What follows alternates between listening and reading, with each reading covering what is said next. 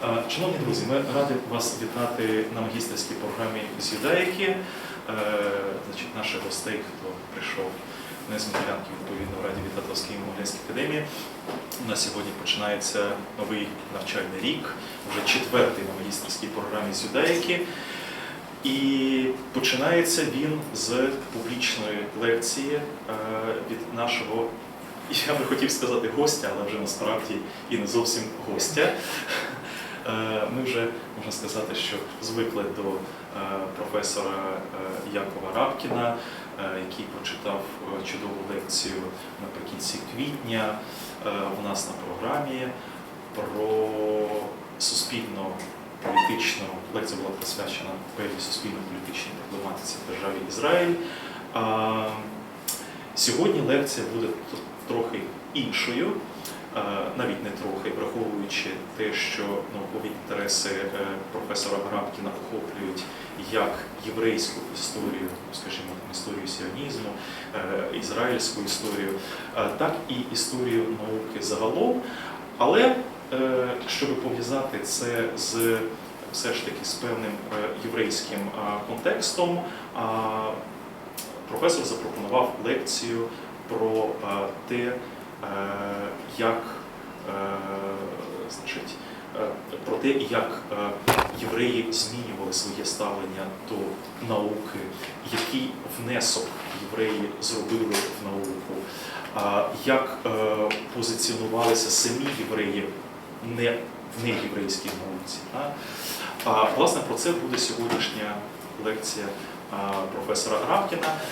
Для тих, хто часом ще не знає, або не встиг це в афіші прочитати кілька слів про професора Rabkina, який викладає з 73-го року в Монреальському університеті, є професором історії, написав низку справді важливих книг, і одна з таких книг, контроверсійних книг, з одного боку, з інших важливих для науки, для історії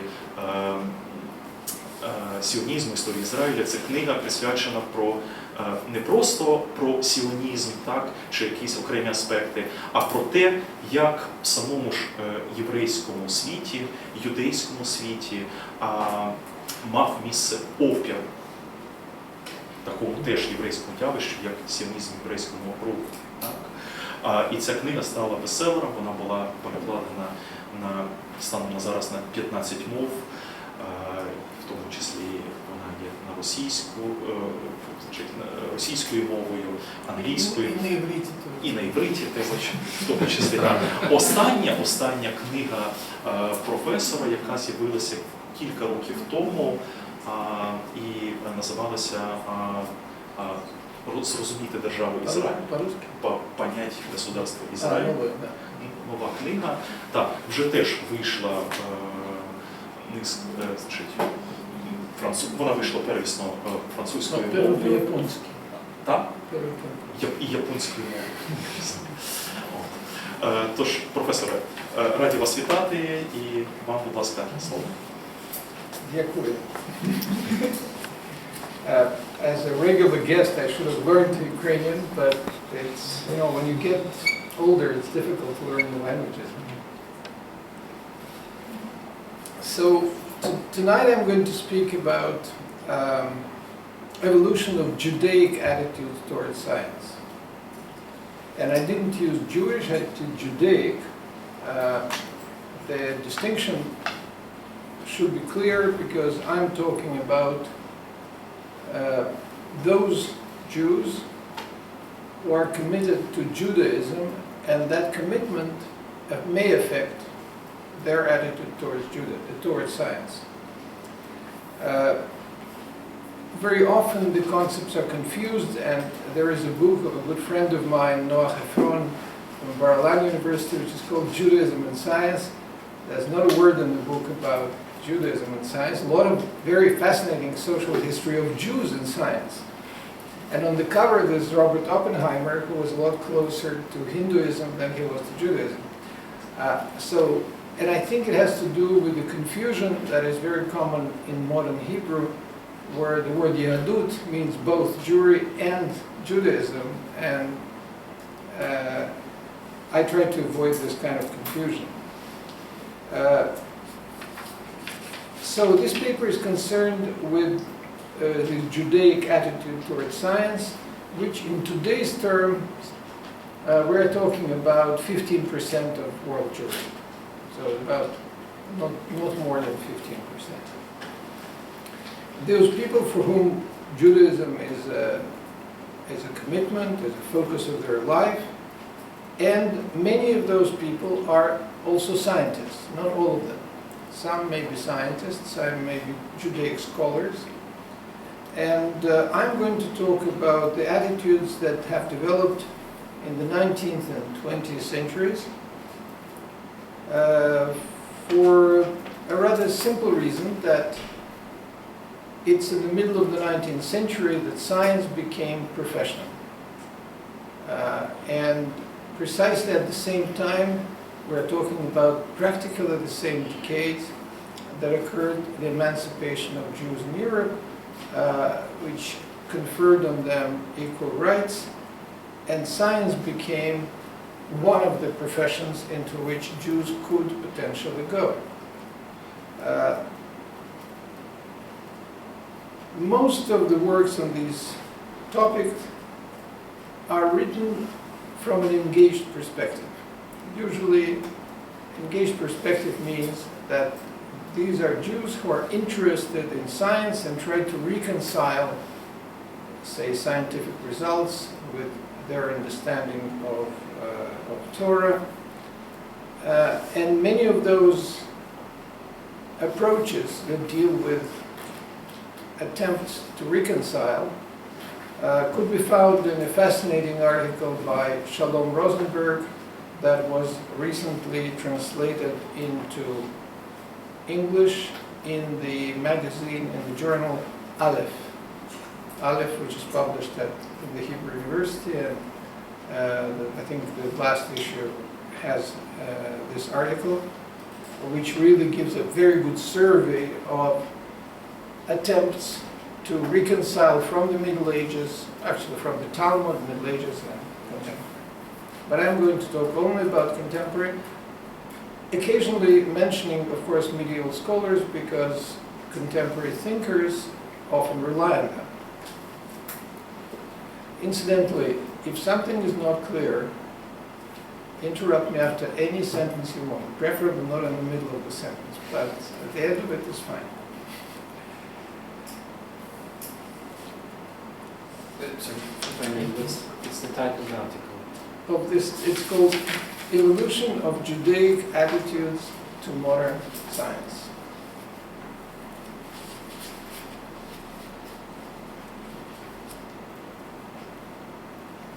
During the period that this paper deals with, Jews in Europe experienced significant changes. There was, in the second part of the 18th century, the emergence of Hasidism, a mystical movement. Then there was the emergence of Reform Judaism in Germany in the beginning of the 19th century. And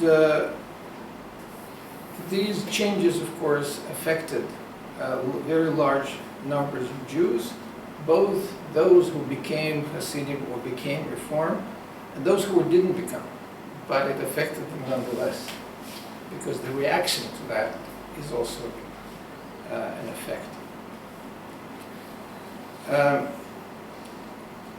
For those of you who want to find out about the emergence of Hasidism and Reform movement, well, there's a lot of books about it, so I'm not going to explain the history of those movements, but for those of you who are not familiar, I will just remind you that we are talking about different denominations within Judaism, which is largely sort of Orthodox Judaism, which is split into all kinds of different parts. Then you have historical Reform Judaism, which tried to make Jewish religion fit the Protestant environment of northern Germany, and today Reform movement is the most popular movement among Reform Jews in the United States. Not in Canada, but in the United States. A reaction to Reform movement was the emergence of conservative movement, which sometimes is called Masorati in Israel, trying to find a way back to the tradition. And in the middle of the 20th century, there was a split from the conservative movement into Reconstructionist movement, which is still in existence.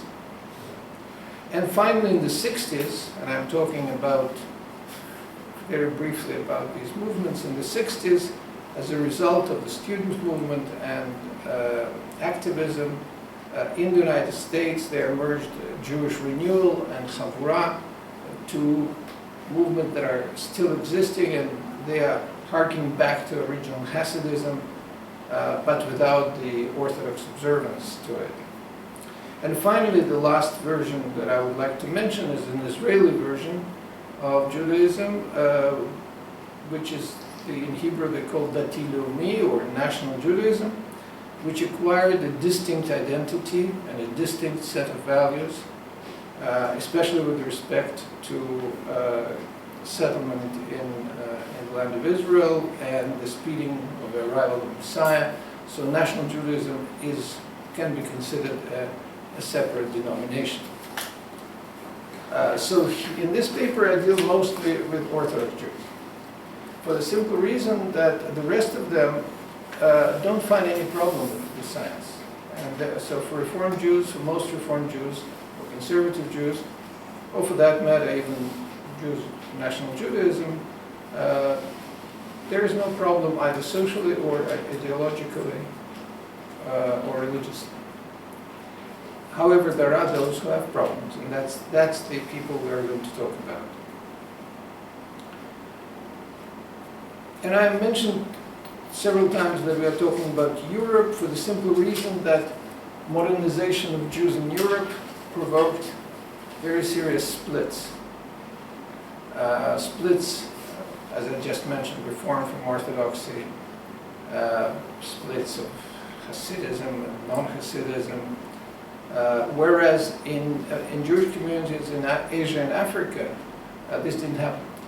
Modernization was received a lot more harmoniously in a colonial context usually, and did not provoke ideological splits that characterizes the history of European Jewry in the 19th century. Another phenomenon that did not reach communities in Asia and Africa and affected a lot communities in Europe and North America is secularization of Jews. Beyond those movements that I just mentioned,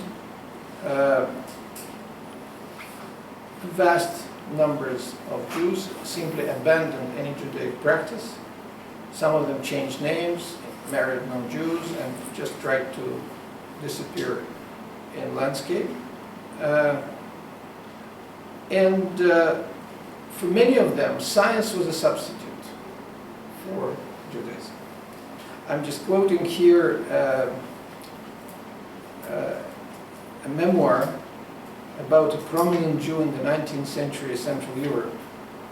And here I quote, "On the rare occasions when he appeared in the synagogue, instead of a prayer book, he always had a book of natural science before him."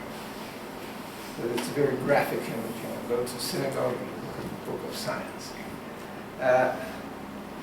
And science played a very important role also in Zionist ideology, which is a variation of the secularization I'm talking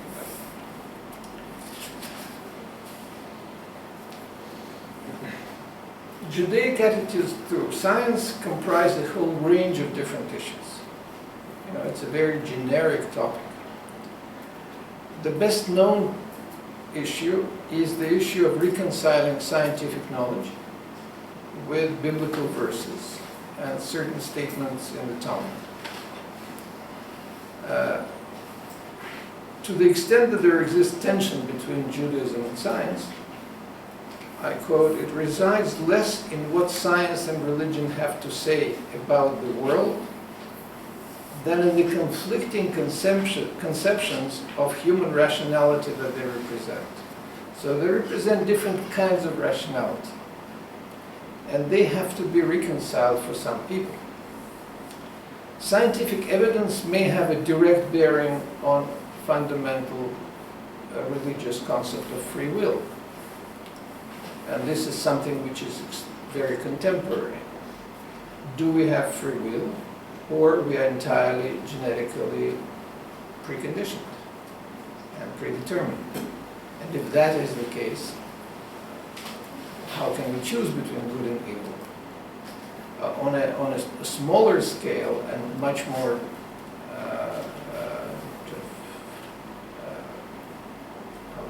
sensitive issue is the issue of homosexuality, for example, which the Bible obviously forbids as abomination, but there is convincing scientific data that much of it is genetically predetermined. So how can something that does not depend on the free will of the person be an object of a programming on the part of religious commandments? And this is a serious issue. There's a film, actually, I'm mentioning it because it was very sensitive and interesting film called Trembling Before God, about Orthodox homosexuals who are torn because they know it's a transgression, but that's the only thing they can do. So it's a very tragic film, documentary, that may be worth seeing. So the issue of free will and genetics is one. Another issue is the use of science as a source of proof in the veracity of Torah and the scientific feasibility of the events that Torah recounts. So how can it be that certain events in Torah can be explained scientifically?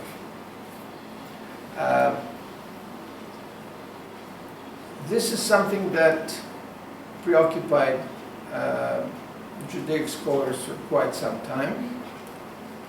And a variant of this approach is the belief that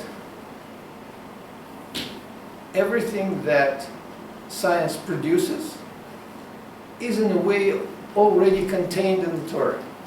The Hebrew expression is hakol ba. It's already inside. And some even went further in the last few years, said even historical events are forecast in Torah, and you may have seen those books, films about codes in Torah where a certain permutation of letters produce the name of the next president of Ukraine, or whatever. So all of these things are contained in Torah, and there people actually, many people believe in that. Conversely, other Orthodox Jews argue that Torah commands the Jew to engage in scientific pursuits because it has an intrinsic value. Science has an intrinsic value because it is a form of knowing nature, a form of knowing creation, and therefore it's extremely important to study it, and for some groups of Orthodox Jews, it's almost a commandment to study science, to study nature. And another area in which Judaism and science interact is the issue of ethical limitations on research. As you know, not every research is ethically acceptable. But how do we determine what is acceptable, what's not acceptable? Of course, here Jewish tradition provides some kind of guidance, not always very convincing, in order to delimit what research can be conducted without transgressing on Jewish ethics. The issue is difficult. I would mention my colleague at Hebrew University, Henri Atlan. He is a French philosopher and scientist And he recently published a book called Croyances, Beliefs. And in that book, he begins it actually with beliefs in science. And he gives an example that directly relates to what I just told you. He is often a member of Commission of Medical Ethics on what medical research is acceptable or not. And we only have three options. Either we reject the proposal, or we accept the proposal, or we accept with modifications. There are no more than three options. And we usually say the committee meets, and usually we come to a consensus. It becomes extremely difficult after that to rationalize these decisions, because everyone comes from a very different angle. So the number of options is limited, but the number of explanations of that option is something else. So the above issues can be roughly divided into two categories that I mentioned, where science and Judaism interact: social and cognitive. And I'll try to deal with both. The cognitive category addresses issues of content of research, while social issues relate to the desirability of spending time studying science and engaging in modern society altogether. So these are social issues. An important factor defining Judaic attitude to science is the non-literal tradition of interpretation. This is something which is proper to the rabbinic tradition. Biblical texts have been interpreted according to certain rules, but those interpretations appear often very far from the literal meaning. And this is part of the Jewish tradition. There are many examples that I could give you. One of the best examples that many of you are familiar with, there is a seemingly innocent and very limited commandment that one should not cook a kid in the milk of its mother, and what has been interpreted as no mixing of dairy and meat altogether, and including chicken, which doesn't even have the milk of its mother. Just shows you, and I can give you a lot of other examples, that there is a tradition of non-literal interpretation. Because if we go for literal interpretation, we end up with Karaite religion, which is something very different. And in fact, Jewish tradition values new interpretation. The concept of novelty, innovation, they say chidush, is something which is highly valued. You can only have innovation if you're really distancing yourself from the literal meaning. And let me quote one of the Judaic scholars. He says, in fact, one gets the impression that the Bible's very sanctity is attested by the lavish abundance of conflicting readings to which it gives rise. So the sanctity is reflected in the abundance of conflicting interpretations. So this is a very peculiar way of relating to the holy text. And I mention it because you do not find it in some other religions where literal interpretation locks you in certain very difficult positions. Even miracles that are mentioned in the Torah are delimited. There is a Mishnah which was redacted in the 2nd century, which says that all the miracles mentioned in the Torah were created during the creation, and there are no more. So in other words, one of the miracles, the Joshua stops the sun, or the donkey speaks to Balaam, all of these stories, they're fine, but they were created, and it's a finite number. And there can't be any other. Which kind of extracts this from scientific purview. Says, well, these are exceptional cases, they were created, and that's all there is to it. Don't even try to understand. Yeah. Any other but the coming of the Savior.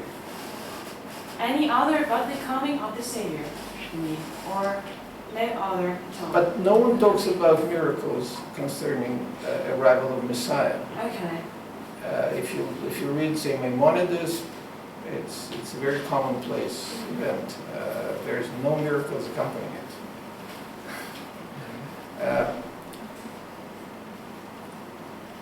And if you accept that Mishnah, it means that the world is run by the laws of nature. And you have to study those laws in order to understand how the world runs.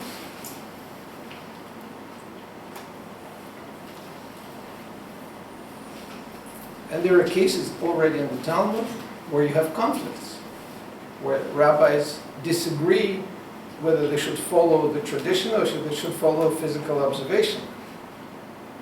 And this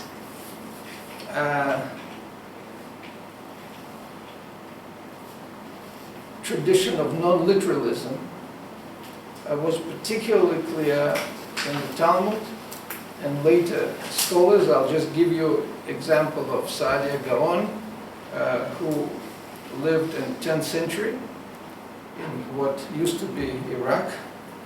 The country no longer exists practically. And he argued that when the verse contradicts one's observation and one repeats those observations, the person should go back and study Torah. He doesn't understand it. And that's a very profound comment, because if we accept that Torah is of divine origin and we have human limitations as human beings, we can only asymptotically reach the truth. We can never be sure that that's what it means. So it's not an easy way out. It's in fact a very profound statement of our human humility. Saadia Gaon also gives an example of Genesis 3:20. And he says, and the verse says, and the man called his wife Chava, or Eve, because she was the mother of all that live. Right? You may remember that story in Genesis. And Saadia Gaon says, but she was not the mother of oxen and donkeys.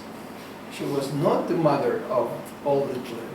And therefore we should not interpret the verse literally. So that's, I can talk a lot about it, but this approach is also developed in the works of Maimonides, who argued that in some cases non-literal interpretations were mandatory, like in the case of Saadia Gaon. So you cannot possibly interpret it other than non-literal.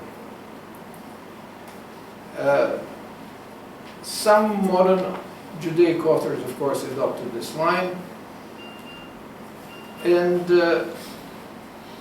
we could say that when a physicist studies someone who plays the harp, he can study the movements, he can study the frequencies, he can study the intensity of the sound. He'll miss the most important part of it, the music. I said that's exactly the relationship between science and Torah. So yes, you can actually study all these things, but you'll miss something very important. Torah talks about that important, which cannot be measured and cannot be understood scientifically. And we'll return to this motive because it will recur very often in what I'm about to say. So now let's get to the substance. Who were the scholars who tried to tackle the issue of science in Judaism? And one of the most prominent scholars of the 19th century was Rabbi Hirsch of Frankfurt. Some names are right.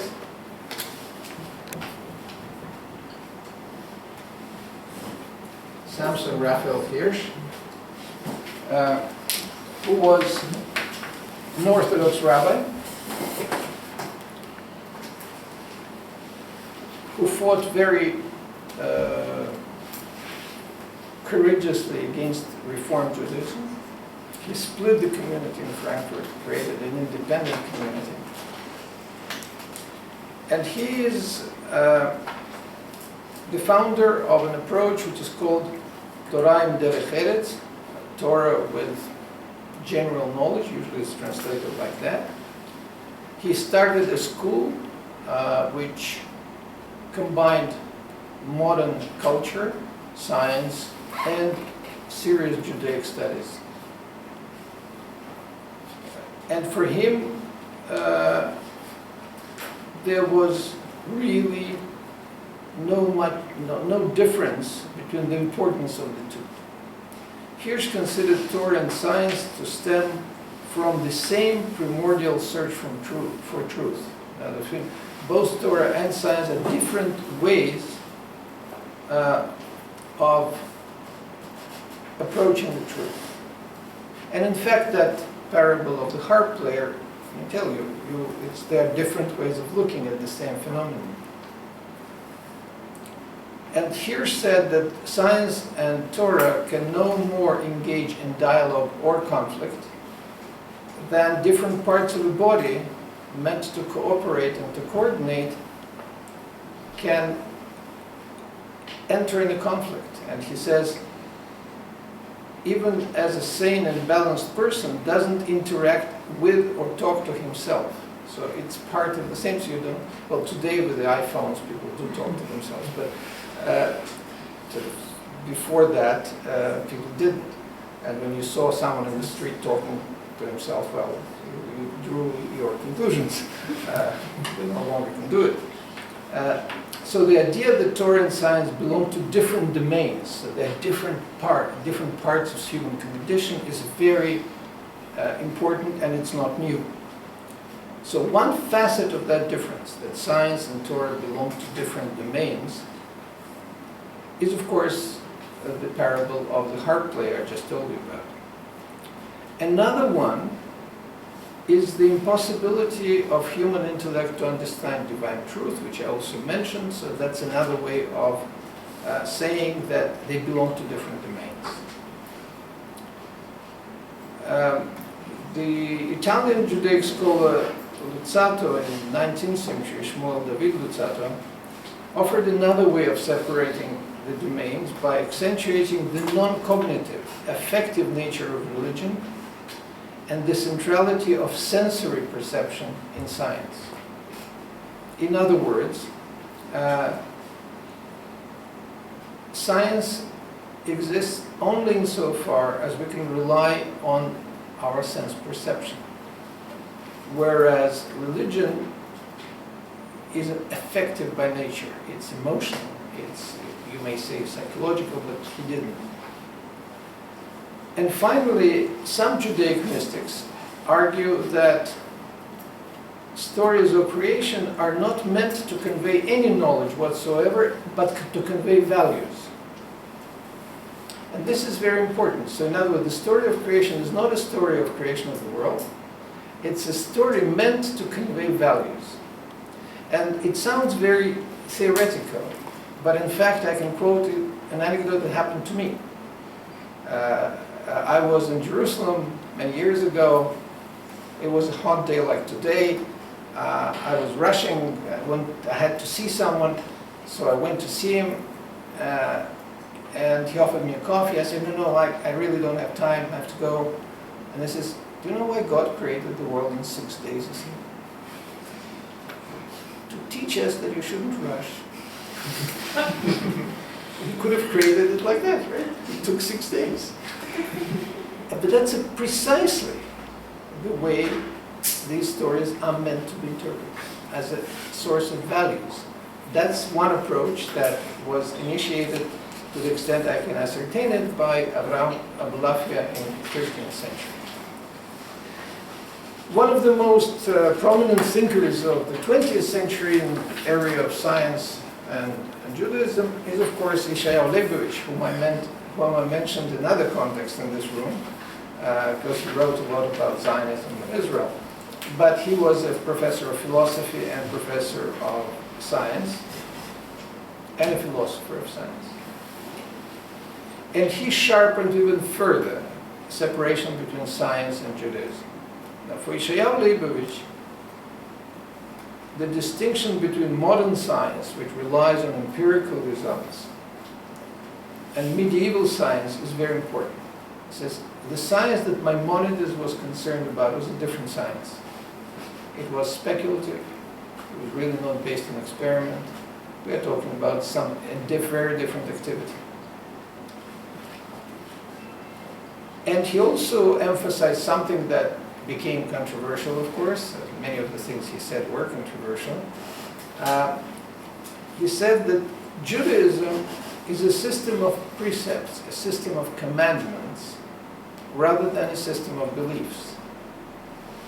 And therefore, whatever doubts one may have because of science, in the veracity of the text and so on, it's irrelevant, because Judaism is essentially a religion of commandments. And that's what makes it so different from other religions. In fact, I will go back to Henri Atlan, whom I already mentioned here. Well, I should mention write those two names. So Henri Atlan, for those of you who read French, because his books are not translated into English. And Yeshayahu Leibovich, that's easy.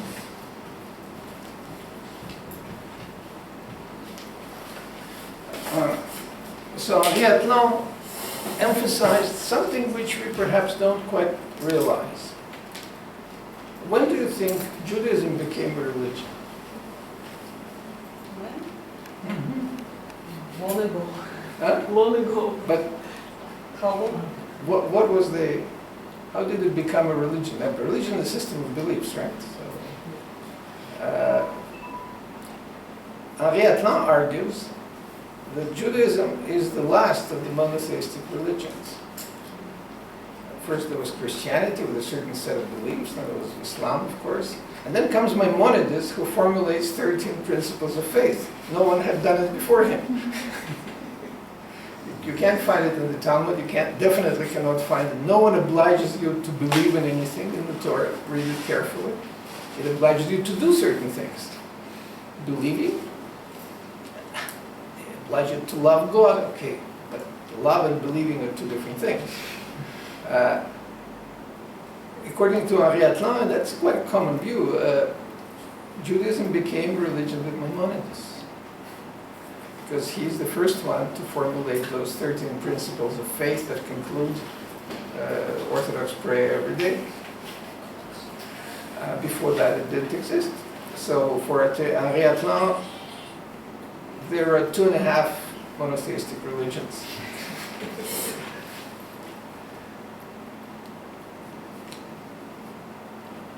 For Leibovich, the basic position is God is the cause and creator of the world, but this is not a reason to worship him. My decision, says Leibovich, to assume the yoke of the Torah, the yoke of the commandments, to accept the yoke of heaven, that's the expression, Ol Malchut Shamayim, is in no way contingent either upon the nature of the world or upon the way in which it came into being, or even upon any knowledge about myself and my essence. In other words, he completely separates one's understanding of the origin of the world, of creation, from the obligation to practice commandments.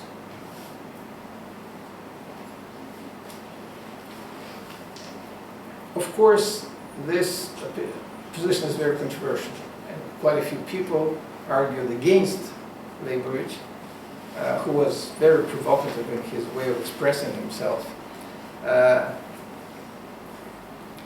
But it is a point of view that many scientists who are observant Jews do follow. Now, for Hirsch, Judaism doesn't separate itself from nature and history, but affirms life and recognizes itself out of its relationship to life. Now, Hirsch criticized East European Judaism, and he was in Frankfurt am Main, and he criticized Eastern European Jewry for being removed from life, estranged and strange to the world and to life. Now, here's an Orthodox Jew who is criticizing other Orthodox Jews for being removed from life and contemporary world. And that's why he built his educational system. He was not the only one. In Italy, you had several scholars who were very open to science, all the while being orthodox, as we call it. The influence of Rabbi Hirsch waned in the context of early 20th century, particularly after World War I, because the belief in rationality, the belief in science had been shaken very badly by First World War. So you can no longer worship German culture as Hirsch did, and definitely even after the Second World War, to the extent that he did.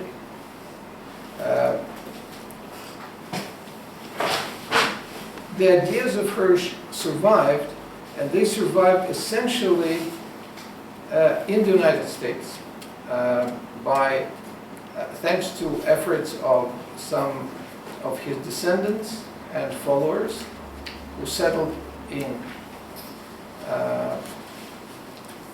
Manhattan. And there is a fascinating book about that community, which is called Frankfurt on the Hudson.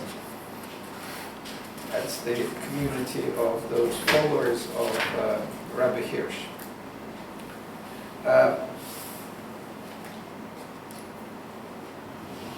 That approach is embodied in a very important institution, the Yeshiva University in New York.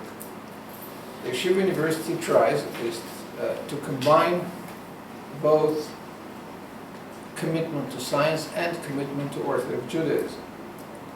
One of its presidents, Rabbi Norman Lamb,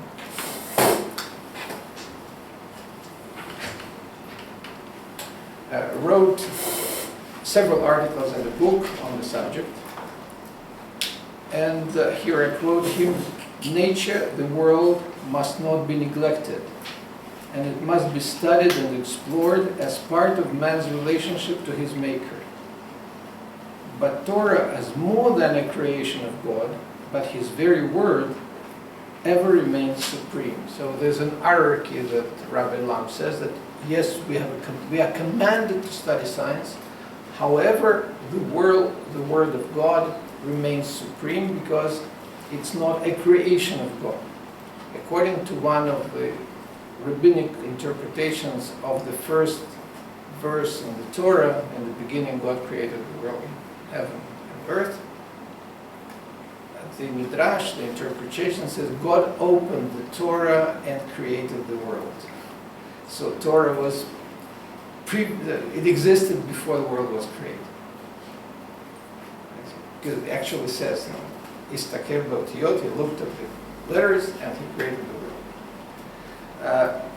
And that's why this special position that, in Rabbi Lamb's opinion, the Word of God has to retain.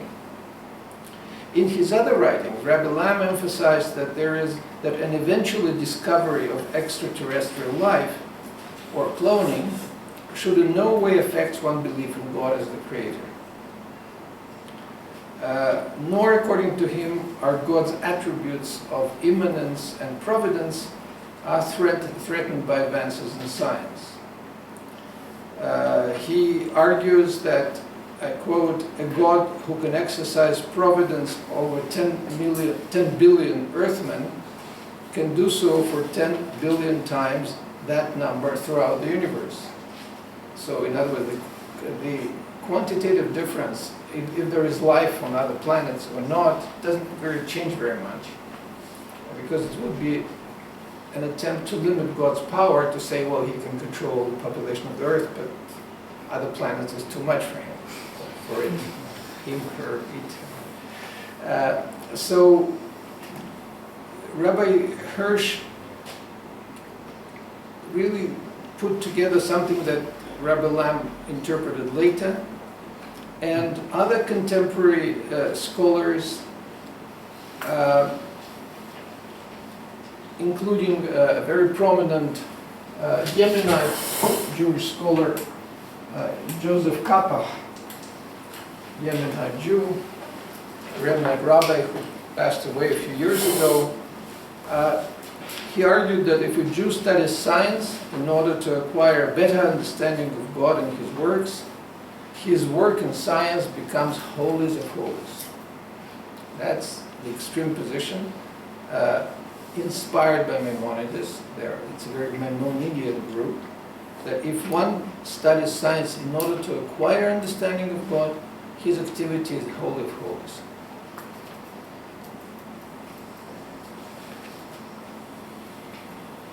All of that sounds very positive. Let's talk about people who disagree.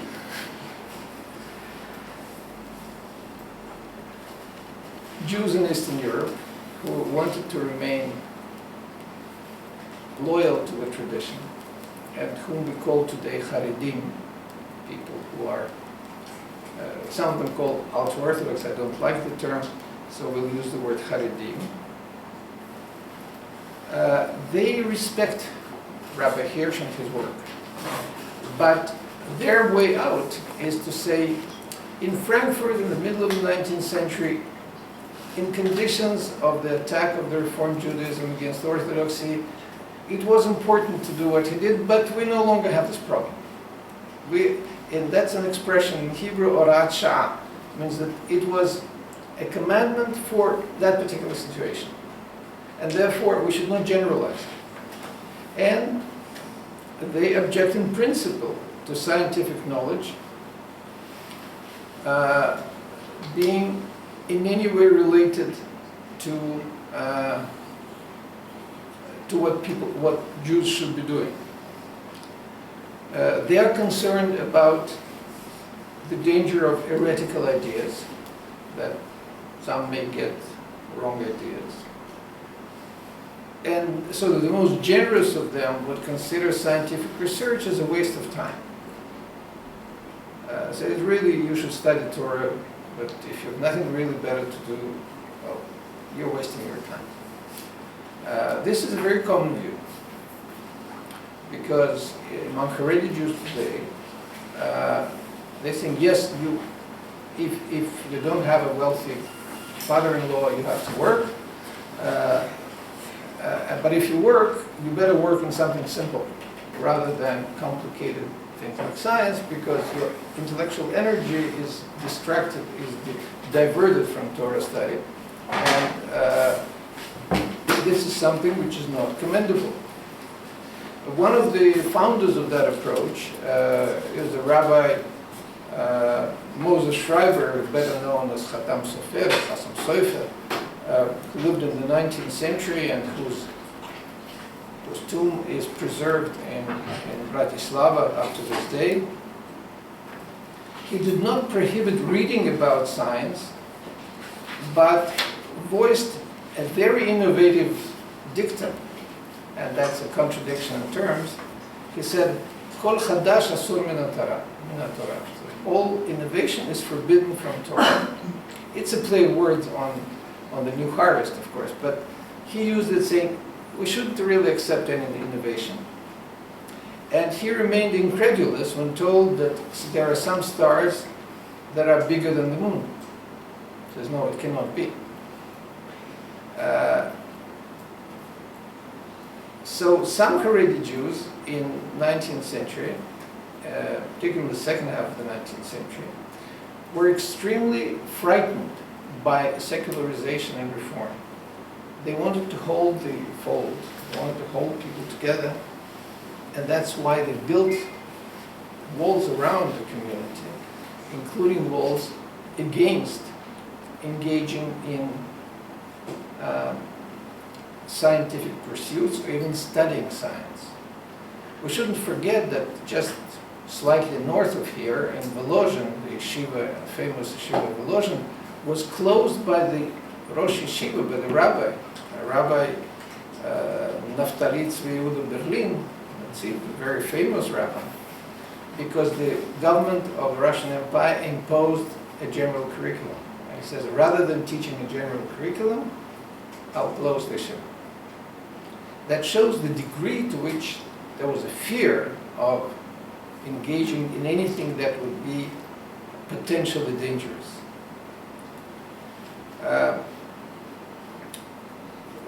We can talk a lot about this, but it's very important to see that fear was in a way justified, because the same Volozhin Yeshiva, which was famous, produced some of the most secularized writers and thinkers, including Chaim Nachman Bialik, so in other words, even that didn't help. But the fear was there.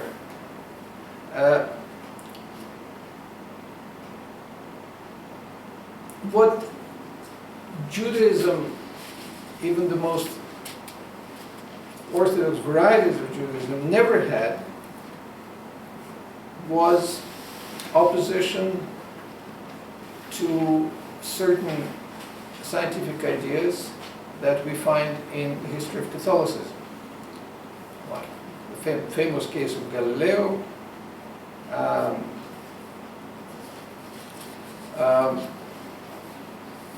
one simple explanation is that Jews never had political power, and therefore they could not formally forbid anything. So that's one of the advantages of not having political power, is that you cannot abuse it. So in the area of science and Judaism, we see that there were rabbis who were against it, but they were totally powerless to, of course, to forbid anything. One of the rabbis who is revered up to this day, Rabbi Nachman of Breslov, here you have in Ukraine a very important site, he extolled the virtue of innocent faith and forbade to dwell in philosophical inquiry, God forbid, and to study books of science. Only the great righteous man, tzaddik, is permitted to undertake the study of the 7 profane sciences. For he who enters these sciences, God forbid, can stumble there.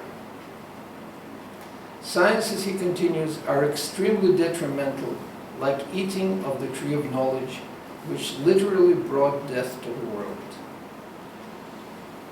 The foreign philosophical sciences are sweet in the beginning, but their end is the way of death, just as it was said of the tree of knowledge. The tree was good to eat and a delight to the eyes.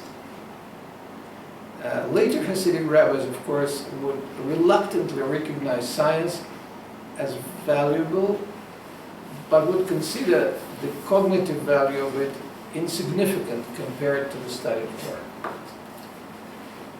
There has been intensive debate as to whether exposure to scientific knowledge might constitute a spiritual danger. And in fact, we have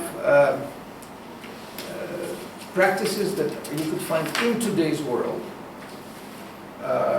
In, say, Orthodox schools, you would find routinely certain chapters of textbooks removed, just torn out, so that the pupils would not see anything about Darwinism. One of my daughters in her school experienced that. Well, she has since developed to read other things, but I remember that I discovered her textbook didn't have one chapter because it dealt with evolution. So there is a certain analogy that one could find between contemporary Christian fundamentalists and certain Orthodox movements that perhaps inadvertently are imitating Christian groups. Because as we heard in the beginning, it's a very new approach to forbid, to tear out books and so on. One of the great authorities of East European Judaism is often quoted by in debates about science and religion, because I'm talking about Gaon de Vilna, the Vilna Gaon of the second part of the 18th century, and one of his disciples who published a book about science, and himself, Vilna Gaon, published a book about science. So one of his disciples quotes him in print during his lifetime, so it's not that he's It was actually checked by Vilna Gaon, and he said, I heard from his holy mouth, Vilna Gaon's mouth, that according to what a person is lacking in knowledge of the other wisdoms, meaning science, correspondingly he will be lacking 100 more in the wisdom of the Torah, because the Torah and the other wisdoms are inextricably linked together. So here we are returning to what we talked in the beginning. There is the two kinds of knowledge are linked together, and if you don't understand science, according to Vilna Gaon, if you don't understand something in science, you're missing 100 times more in Torah. But of course, Vilna Gaon lived before secularization and before the emergence of reform, so he didn't have this defensive attitude that later came to characterize Haredi Jewry.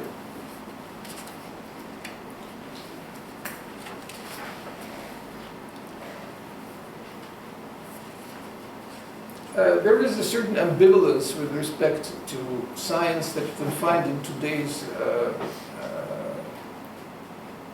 among today's Haredi Jews, and sometimes it shocks scientists, including Jewish scientists.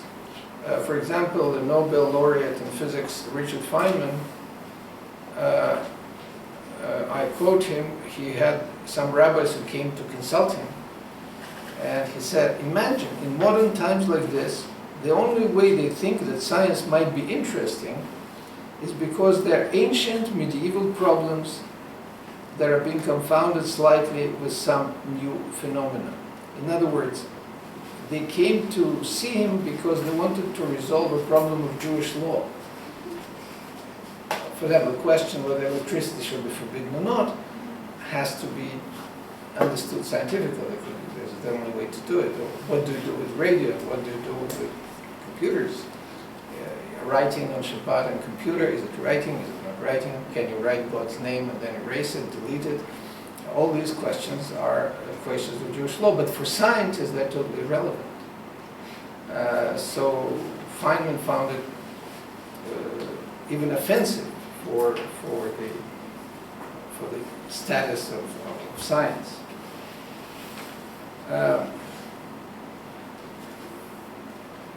This ambivalence with respect to science can be found also among Lubavitch Hasidim, because they often like to parade scientists who are members of the Lubavitch movement. That's, if you open their websites, they say we'll have a professor or a doctor. The only problem is they never produce them. They're all recruited from outside. In other words, they were trained as scientists, and then they became observant, and then they joined the Lubavitch movement. But they are paraded as something very valuable and very prestigious. But their own schools don't produce scientists. Their own schools really teach very minimum of what is considered science. And to the best of my knowledge, we don't have too many scientists coming from Lubavitch schools. Lubavitch also has this approach to science, which is based, of course, on medieval text and, needless to say, on the writings of Lubavitch Rebbe, the last Lubavitch Rebbe, who would dismiss cosmological data as baseless and self-contradicting theories. In other words, this approach to science saying, well, evolution is a hypothesis, cosmology is a hypothesis, none of this is certain, it has internal contradictions, and therefore we should not consider it. But at the same time, I repeat, they parade science as something very, very important. A very interesting synthesis of Torah and science was proposed by Rabbi Isaac Cohen Cook, the Russian Lithuanian rabbi who became chief rabbi of Tel Aviv and what is well known for his mystical and poetic writings. I will not go into details about him. It's a very separate subject. I just say that for him there was no contradiction between the two. He believed profoundly that the sacred must be established on the foundation of the profane. So for him, profane activities was a way to sanctity, and that's why he was very tolerant and even full of praise for secular Zionist settlers at the beginning of the 20th century who didn't observe any commandments, but were developing agriculture. And he says, well, they're not aware of what they're doing because from their profane activities will come some holiness. Or he put it less, for some people it's less complimentary, they are the white donkey on which Messiah will arrive. So in order for Messiah to arrive, you need a donkey. And they supposedly play that role. There are many books written about Rabbi Kook, and I think for those of you who are interested in the subject, it's worth studying them. Today, in current trends, we find that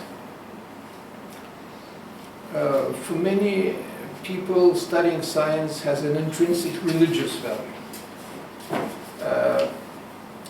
The discussion goes on whether it is an intrinsic or extrinsic value, whether for Rav Kapach it clearly has intrinsic value, for others it doesn't.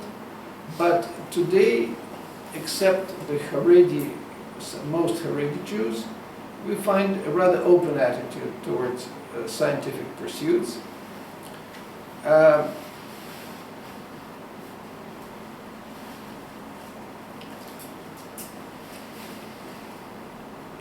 And the idea that all knowledge stems from the same divine source, which we talked about earlier, prevents emergence of contradictions between science and Judaism. And there are two important arguments why contradictions are not possible. Beyond the issues that I raised, the non-literal interpretation and so on, but there are two other arguments. One is that Torah is eternal, and science by its very nature is changing. Science is a changing activity. And the other suggests that while science poses questions on what and how, it does not pose questions of good and evil. And if we go back to what some interpretations of the Torah argued for, that even the story of creation is meant to teach us values.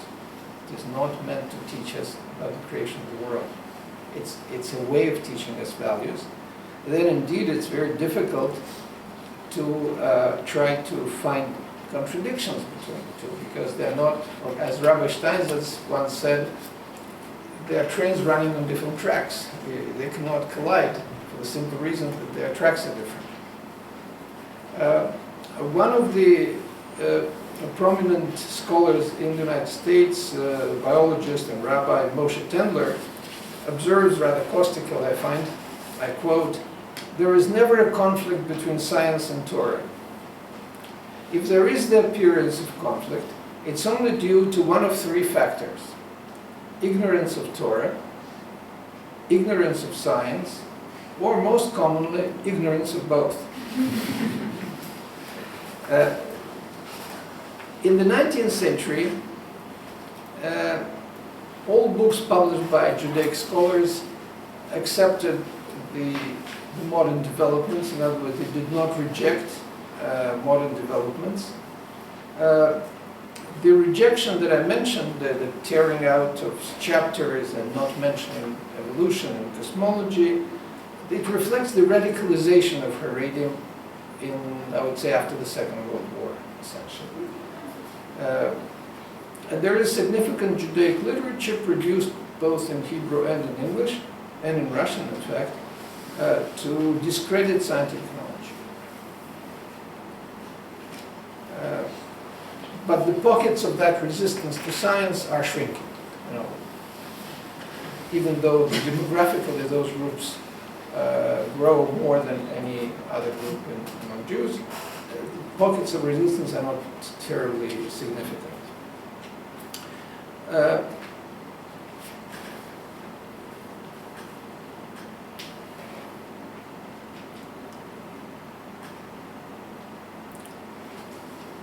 On a social level, Orthodox scientists had to create institutions that would support their activity and their commitment to Torah.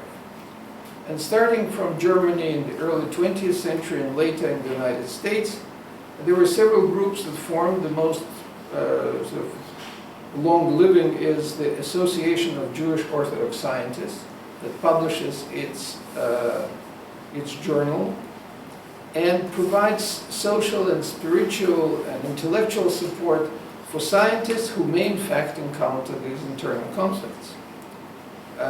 According to their statutes, they try to clarify the connection between science and Torah, consider the application of the principles of Jewish law to particular issues, and provide an opportunity for education and interaction with professionals sharing a common interest among Orthodox Jewish scientists, and providing guidance to Orthodox Jewish students considering a career in science. So I mention it, it's part of a social and intellectual at the same time, because one of the problems that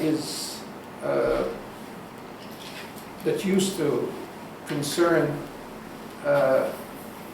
Jewish scholars and rabbis was the fact that by studying science one had to go to an entirely alien world of non-Jews, where an Orthodox Jew would find it very difficult to keep his identity. Well, it's no longer true, because in today's North America and even Europe, Jews, Orthodox Jews, also Jewish students, have their own clubs, have their own kosher facilities. They're not alone. They cannot be entirely absorbed, if they don't want to be absorbed, by the milieu. So that social aspect has largely disappeared. And today, the reluctance to send the children to universities is not very prominent among those Orthodox groups that remain open to science.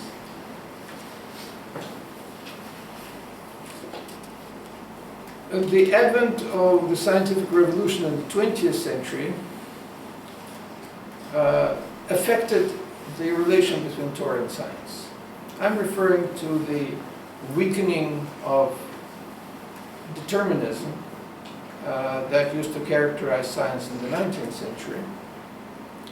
The change came gradually in the wake of World War II and was facilitated by a steady increase in the number of observant Jews who chose to enter science. So in today's world, if I were asked to deal with, say, teaching evolution in a very Orthodox school, as a historian of science, I would explain how science is done. And science changes, and it depends on social consensus. It depends on the changing of paradigm according to Kuhn. It depends on human decision. And therefore, one can hear about evolution without in any way being affected in terms of Jewish observance. By the end of the 20th century, the emphasis shifted away from issues of harmonization of Torah and science to issues of scientific understanding of biblical verses, of Jewish law, and in other words, they became much more technical. This happened in the context of decline of scientism, because scientism, of course, doesn't have the same prestige that it had in earlier 20th century. And the experience of the 20th century clearly showed the pitfalls of founding moral values on science. And here I'm referring to attempts in some countries in Europe in particular to create science-based morality, which of course led to some of the atrocities common in the 20th century. It's significant that scientific expertise came to be applied to a variety of technological applications of Torah. There is an institute founded in Jerusalem, Torah technology and Jewish law, which works on circumventing certain prohibitions in Torah with the help of new technologies. For example, there is a telephone that could be used on Shabbat, which does not literally transgressing of the commandments. And these telephones were installed in some Israeli hospitals that enabled people to communicate during Shabbat. One of Montreal synagogues, which considers itself Orthodox, has a microphone that operates on Shabbat, produced by that institute in Jerusalem. And they have on the walls several plaques saying, "Our microphone is approved by that institute. Don't you think that we are doing something wrong?" So there is a much more open attitude in today's Orthodox world, particularly with respect to technological adaptations. In the early 21st century, the defensive radicalization of the Haredim continued to protect their children from ideas that may appear heretical. And it was very impressive that some new technologies, not so much science, but some new technologies have been rejected in a very massive way. I'm referring to a very impressive meeting at one of New York stadiums. It was a full capacity stadium filled with Haredim who were denouncing internet. And they were very concerned that internet may lead some Jews astray. And there are serious issues about whether one is allowed to use internet unless one uses it for work. And in Israel they developed some clean internet, some filters that prevents Jews from seeing some inappropriate materials. So the issues of science have been, I think, slightly removed from the agenda. Issues of technology are much more prominent because technology affects our everyday life. But the survey I've just presented, and I think it's pretty much the time that I had, shows that the attitudes of Judaic attitudes towards science are very different from the attitudes we find, say, in today's fundamental Christian Protestant groups, which find it extremely difficult to reconcile science with their religion. And in fact, I think somewhere in the Midwest they now have a museum of creationism that shows that the world was created literally in 6 days. Not some of those rabbinical interpretations of the 6 days. So Judaism in that respect is relatively open, but parts of Haredi Jews just remain close to modern culture. And by remaining close to modern culture, they remain close to modern science. They prefer not to go into these professions, rather going into professions that do not require that kind of intellectual effort.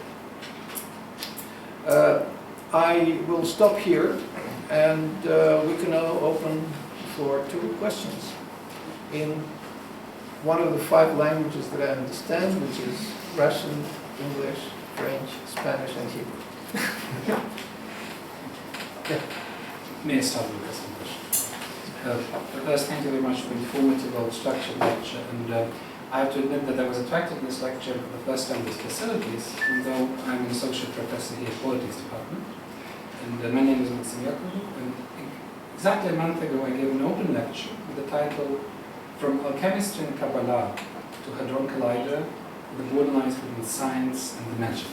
It was a very different topic, but what I discussed there was the understanding of what science is and how science developed from mystical practices, from non-literal issues of interpretations and things like that. So my question was regarding within the Judaic tradition, which I'm not very familiar with, there wasn't any discussion of what actually science is, because in the English language world, you speak of science as natural science. Whereas in Europe it is a bit different. You know, in Russian, nauka means any set of complex practices, which is a much broader thing. And then, for example, this example of the Henri Atlan, you could consider his example of considering Judaic tradition as so the newest form of monotheistic religion is this plain scientific one from the history of religion as a science, with his personal point of view. And then another thing which I also, because I was, this movie you mentioned, The Traveling from God, was actually presented at this university by people who made it. I think it was both. Which film was it? The Trembling Before God. Oh yeah, it was here. Yes, a long time ago. But the thing I remember clearly from the movie, in discussion with the audience, was the discussion which practices exactly, sexual practices, actually transgress the commandments. Yeah. So if there any discussion like that in Judaic tradition, which scientific practices exactly are more dangerous, or those who can lead the believing people astray. So to put it simple now, discussion what is actually science, which practices are more dangerous than the other scientific practices, and if the science in Judaic tradition also transgressing the natural science idea of science to social behavior and cognitive sciences. It's not a question, it's more of a comment. Maybe you can, yeah, but if you can comment something like that, if in Judaic tradition there was a discussion on what is science and how to approach that. Well, science is not, well, first definition of science. I think it's a definition depending on the period and on the country. And one of the problems we face is that modern Hebrew has different meaning for the same word that in the traditional Hebrew. For example, the term Torah Mada, which people routinely would translate Torah and science in modern Hebrew, Mada means any general culture. It's more like nauka than science.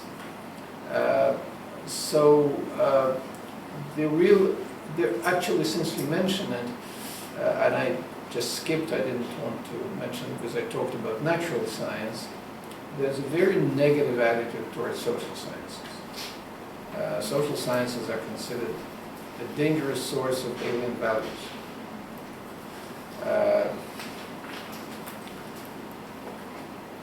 And if you remember the fate of social sciences in the Soviet Union, you can understand that, in fact, it can be a But source also of genetics is a pseudoscience. Yeah, but that's something else. That's Lysenko.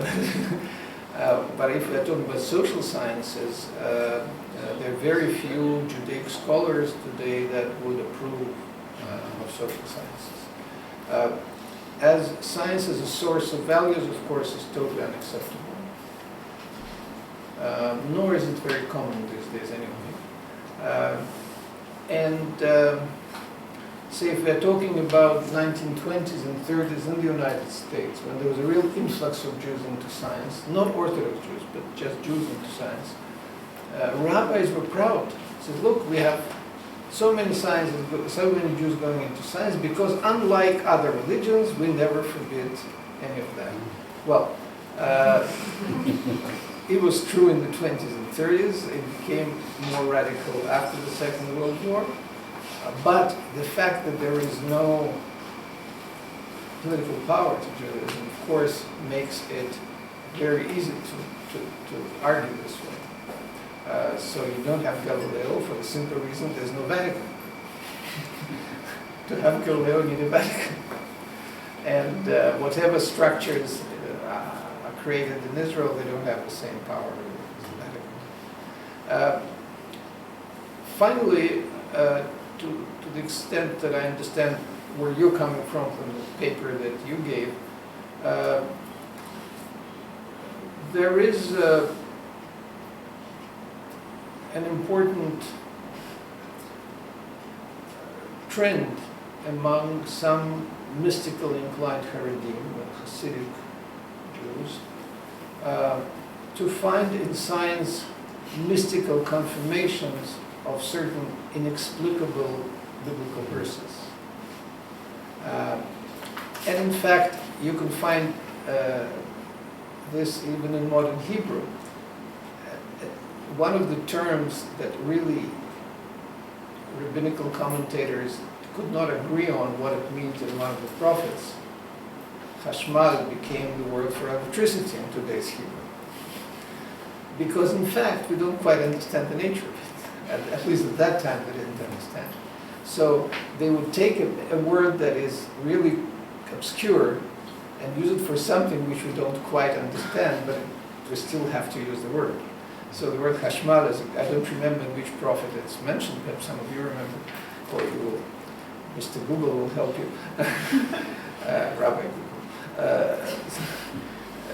But you have this connection with some mystical terms and sort of mundane technological and scientific realities.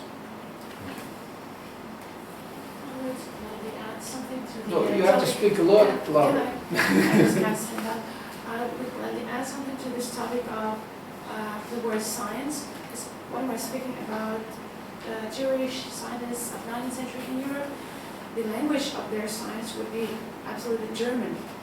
And the word in German is Wissenschaft. And a scientist, Wissenschaftler. This word has much in common with the Hebrew word hacham. So as a wise person. So it's a very wise, It's like term, nauka in Russian, it's exactly. Ученый, Wissenschaftler. Yeah. Yeah. So, but I wanted to ask a different thing actually about Haredim. As you were speaking about Haredim, you were saying that most of them reject science. So this means that there is some small, I don't know, Group, some group, yes, people small group, some who knows sphere this. which is acceptable. So Well, you just Yeah, if I understand your question, most of them reject science as an occupation. okay. They reject science as an occupation. This is not something they would like their children to do. But as something to use the projects of the science. What about this? The what? I would rather ask about the use of the projects of the science, like Oh. electricity and Yeah. internet. No, even to the extent I'm familiar with it, we don't, in Judaism, even in very Haredi groups, you don't have the attitudes you find in Jehovah's Witnesses who would object to transfusion of blood or medical. In fact, very Haredi groups have specialists in their communities who work as liaison with top medical specialists.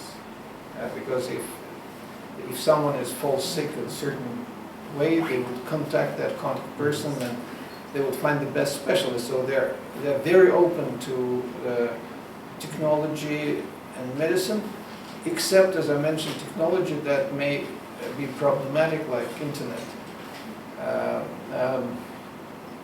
Of course, but that's not really an issue of science.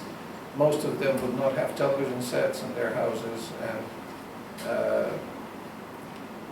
because, of course, they cannot control the content, and therefore it's a problem. But there is no rejection of scientific products. Absolutely not.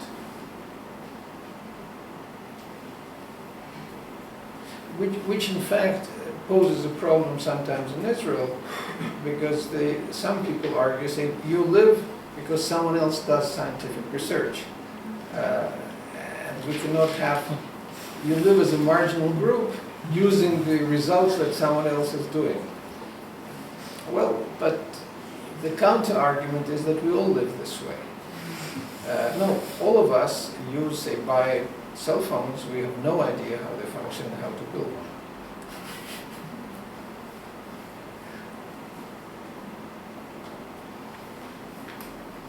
Anything else?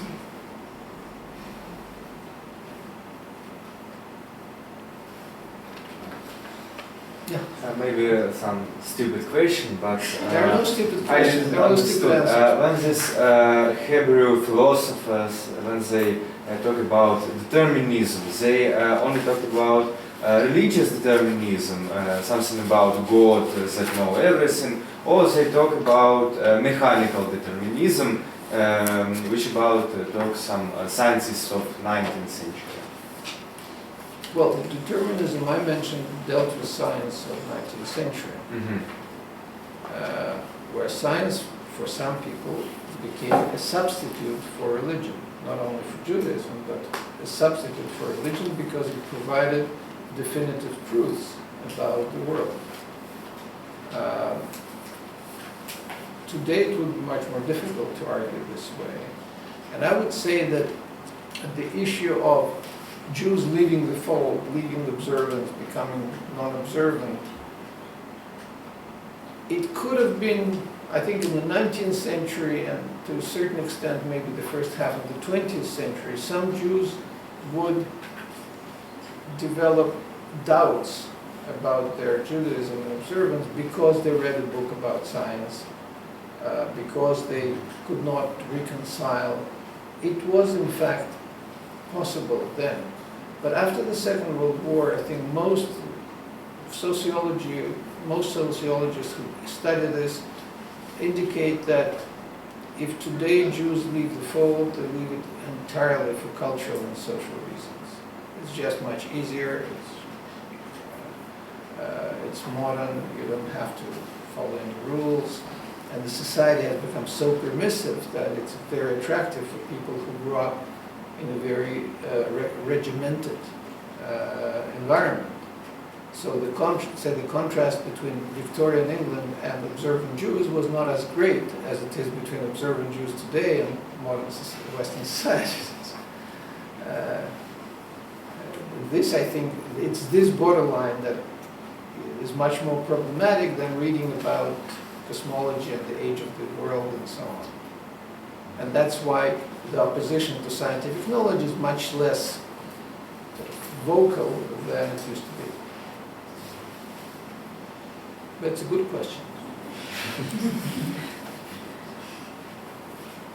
Yeah.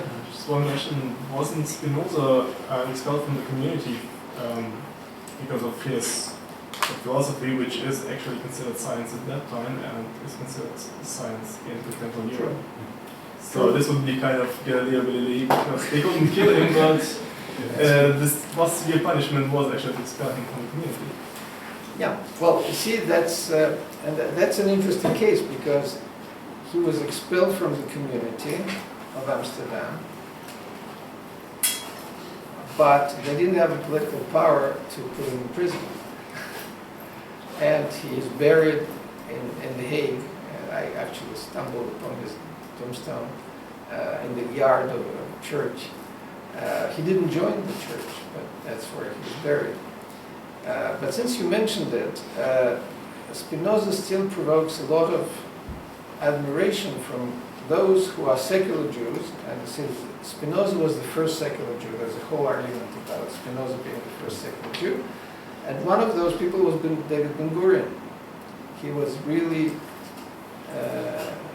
obsessed with the idea of that Spinoza had been dealt with unfairly. And when he was prime minister, he wrote to the Amsterdam Jewish community saying, well, could you please reinstate Spinoza in the Jewish community? And it's interesting, the Prime Minister Rizzo is writing down, because there is no Vatican, there's no central authority to do it. And the answer of the Jewish community was, there are only two reasons why a decision of that nature can be reversed. One, that there was a mistake in application of Jewish law, or there's a mistake of understanding the substance matter. And we found no new evidence to justify this decision. So Spinoza is still out of the community, but again, in today's Rav Kappa, who was a prominent translator of Maimonides from Arabic, and a really great rabbi in Jerusalem, Yemenite Orthodox, I don't know the way they look, showed me a pile of excommunication letters that he received from various Jewish communities in Me'asharim and others, because some of his ideas were considered unacceptable, but they have no political weight. So you can be excommunicated, so to speak. Well, the word is cherem, really removed. But he showed it to me jokingly. I said, well, the lack of central authority has tremendous advantages for advancement of knowledge.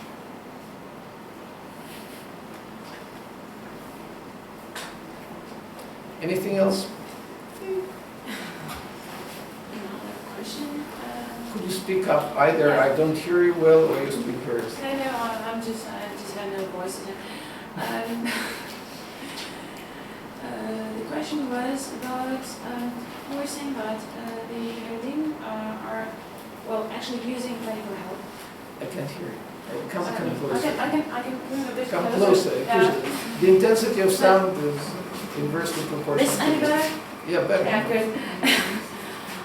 We'd like to know something about, you were saying that the Haredim are using medical help, so they don't reject it. I would gladly know about their position, not only their position, but also of the other groups' position towards the questions of abortion and of euthanasia. And second one? Euthanasia. Yeah. Yeah, well, that it goes well beyond science, but I'll tell you what I know. Yeah. The question of abortion. Here again, Orthodox Judaism is very different from both varieties of Christianity, Protestant and Catholic, in the sense that there is a Talmudic precedent. That's very important. If you have a Talmudic precedent, that really solves many problems. And the precedent is the following. There were two men carrying a piece of wood, a heavy piece of wood, and they inadvertently touched a pregnant woman who had a miscarriage there. The question is, are they liable for damages, as dinei memanot, or is it dinei nefashot? Are they liable for killing someone? And the Talmud agrees that it's only financial loss. If it's a financial loss, abortion is not killing. It's not encouraged.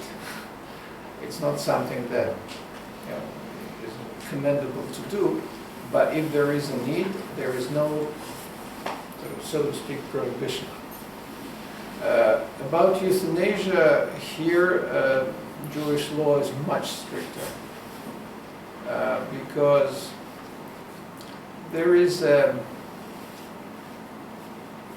basic belief that the life doesn't belong to the person. It was given by God, and therefore it's not within my purview to terminate it. And suicide, of course, is not considered something positive. And that's why Masada and Gamla and all these cases of collective suicides very badly seen in Jewish tradition.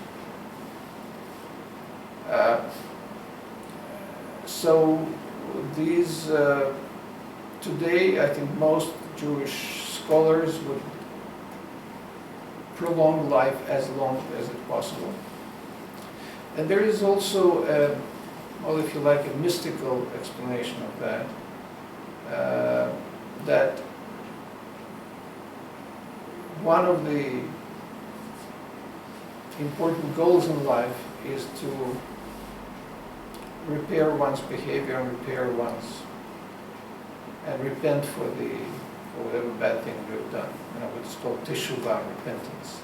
And we're just a few weeks before the new year, so it's people are talking about repentance. If you terminate life, you prevent that person from repenting. Perhaps at that last moment when he would repent, you deprive that person of this opportunity, and then he'll go to the next world and suffer there, which something he could have handled in this world, so to speak. So euthanasia is not really accepted.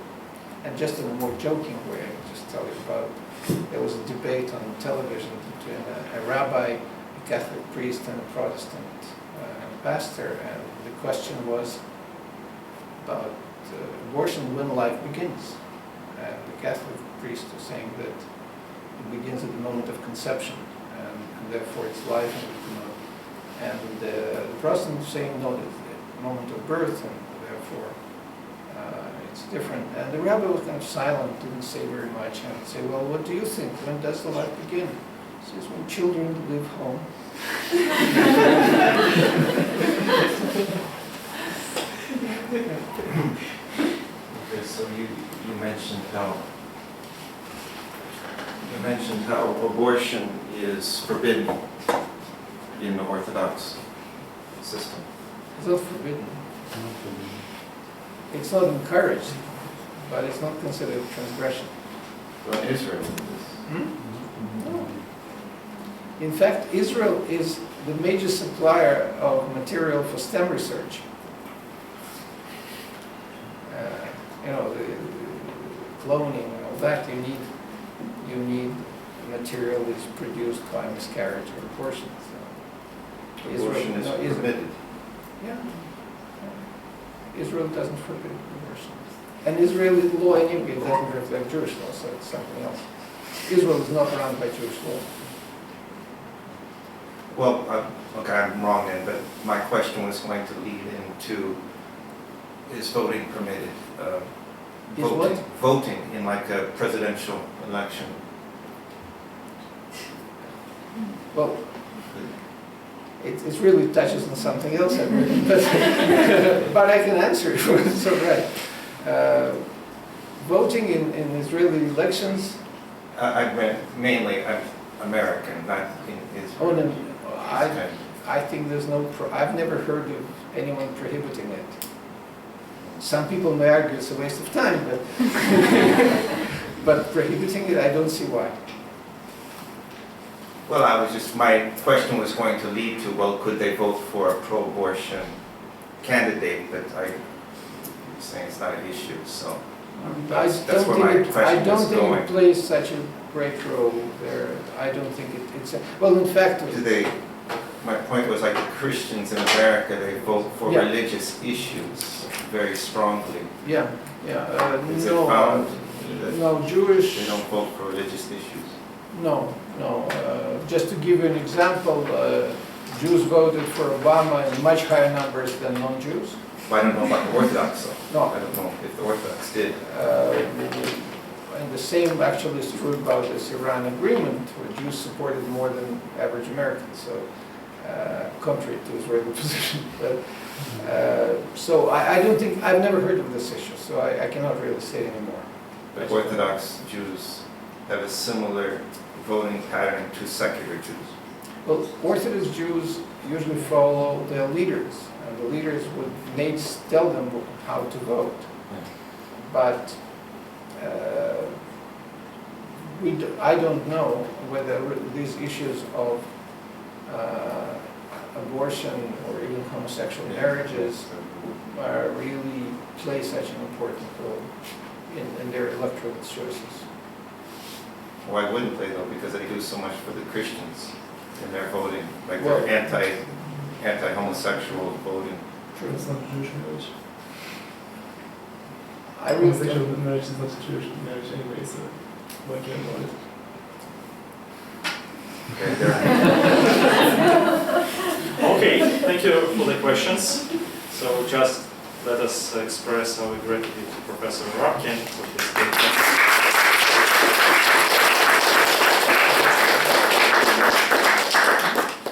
Ми раді бачити нові обличчя.